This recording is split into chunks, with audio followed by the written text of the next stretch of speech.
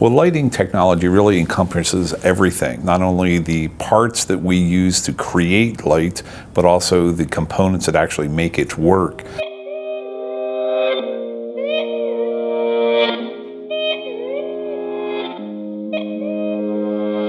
The technology of a light source can really impact a space. So that's one aspect that makes it very, very important to remember why we're doing the lighting and what emotions do we want to evoke for the people in those spaces.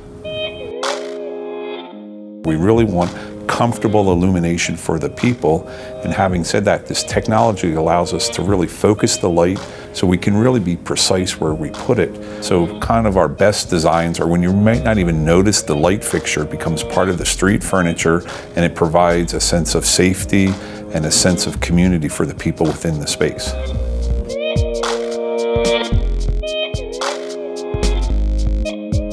So lighting technology, I think, is really changed, and it allows us to solve problems now that we couldn't do even a decade ago. And it's really important, for example, if we want to light specific areas, maybe it's a tunnel, maybe it's a sidewalk, we can use both light fixtures in terms of height and spreads, but now we can have very directional and possibly even interchangeable or field directional optics, so we can place the light precisely where we need it, making a much more efficient and, at the end of the day, a safer lighting system.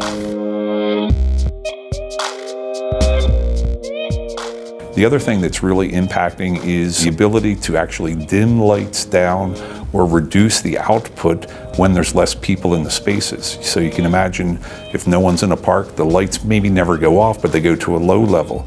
The ability of solid state not only gives us the lighting, but layer on the controls, so it gives us a much more flexible sources, not only for the designers, but for the utilities or the municipalities that use them.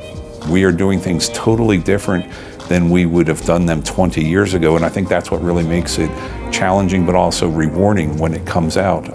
I think there's no doubt in the next multiple years we're going to see more controls, we're going to see better control of LEDs, so we're really about as efficient as we can get. So now we have to kind of go back to the three rights: the right amount of light at the right amount of time and on when people are there. And I think that's really the key that's going to give the designers the tools in order to provide those.